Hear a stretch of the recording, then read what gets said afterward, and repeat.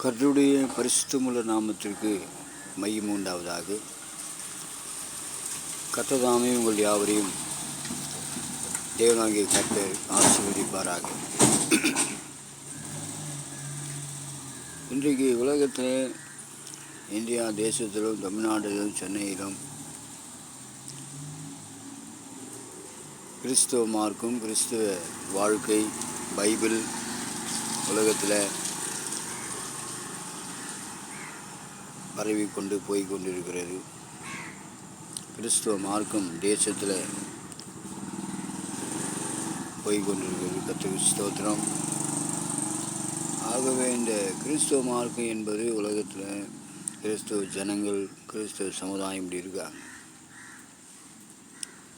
மற்ற மதத்தினரும் இருக்கிறார்கள். ஆகவே இந்த கிறிஸ்துவ சமுதாயம் பற்றி அவங்க மற்றவர்களுக்கு சொல்கிறாங்க. கிறிஸ்துவத்தை பற்றி மற்றவர்கள் எடுத்து சொல்கிறாங்க. இதில் வாங்கன்னு சொல்கிறாங்க, கிறிஸ்துக்குள்ளே வாங்க அப்படின்னு சொல்கிறாங்க. பைபிள் வாங்க, பைபிள் படிங்க, தெரிஞ்சுங்க, ரட்சிக்கப்படுங்க,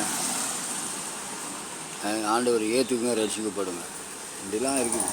ஆனால் ஏன் இப்படி சொல்கிறாங்க? என்ன பண்ணணும்? கிறிஸ்துவத்துக்கு முக்கியமான ஒரு நோக்கம் என்னன்னு சொன்னால், ஒவ்வொரு மனுஷனும் பரலோக ராஜ்யத்துக்கு போவதற்கு இயேசு கிறிஸ்து வழியாக இருக்கிறார். யோவான் 14ஆம் அதிகாரத்தில் அவர் சொல்கிறார், நானே வழியும் சத்தியமும் ஜீவனுமாக இருக்கிறேன், என்னை இல்லாமல் ஒருவனும் பரலோகத்துக்கு வரான்னு சொல்கிறார். ஒருவன் ஜலத்தினாலும் பிறவாவிட்டால் தேவனுடைய ராஜ்யத்தை காண மாட்டான். ஒருவன் ஜலத்தினாலும் ஆவியினாலும் பிறவாவிட்டால் பரலோக ராஜ்யத்தில் பிரவேசிக்க மாட்டான் என்று சொல்கிறார். நானே வாசல் என்று சொல்கிறார். இப்படி கிறிஸ்துவ மார்க்கத்திலே ஒவ்வொரு மனிதனும் ஏற்றுக்கொண்டு அதை புரிந்து அந்த கர்த்தர் சொல்கிற வார்த்தை கீழ்ப்படிந்து உண்மை உத்தமமான நம்ம உலகத்தில் ஜீவிக்கும் போது பரலோக ராஜ்யம் போவதற்கு ஒரு தகுதியாக இருக்குது. பரலோக ராஜ்யம்னு சொன்னால் என்னது பரலோக ராஜ்யம்? பரலோக ராஜ்யம்னு சொல்லும்போது ஒரு சமாதானம், ஒரு சந்தோஷம், ஒரு மகிழ்ச்சி, நோய் நொடி இல்லாத வாழ்க்கை தான் பரலோக ராஜ்யம். நிம்மதியான வாழ்க்கை, இந்த பிக்கில் பிடுங்கலாதபடிக்கு, அருவருப்பான காரியம்லாம் இல்லாதபடிக்கு ஒரு சமாதானமாக இருக்கும், ஒரு நிம்மதியான ஒரு காரியங்கள், அதுதான் பரலோகம். இதெல்லாம் பார்த்திங்கன்னா பரலோக கிறிஸ்துவ மார்க்கத்தில் பார்த்திங்கன்னா இந்த ஆவியின் கனியோ 9, ஆவியின் வரங்கள் 9, இவைகள்லாம் கடைபிடித்து இதெல்லாம் செய்தால் தான் நம்ம பரலோக ராஜ்யத்துக்கு போக முடியும்.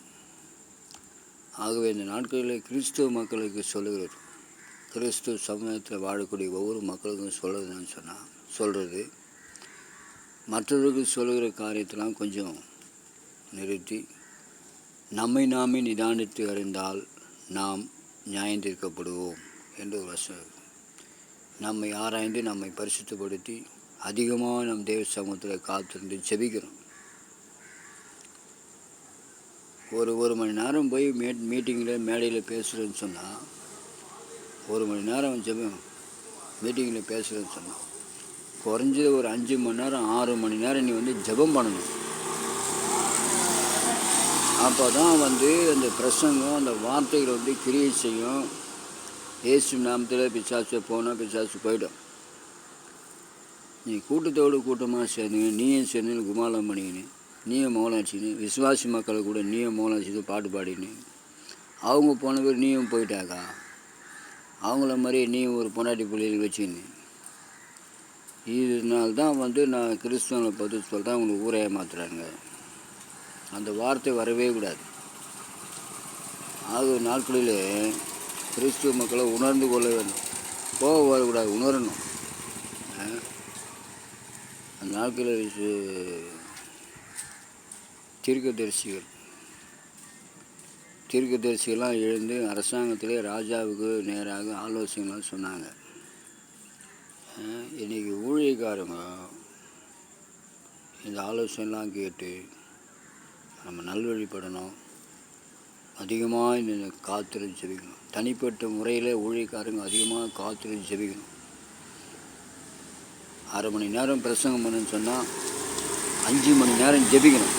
இந்த அனுபவத்தை கடைசி நாளில் கொண்டு வருவோம். கர்த்தர் நம்மை நடத்துவார். கர்த்தர் நம்மை ஆசீர்வதிப்பாராக. நன்றி.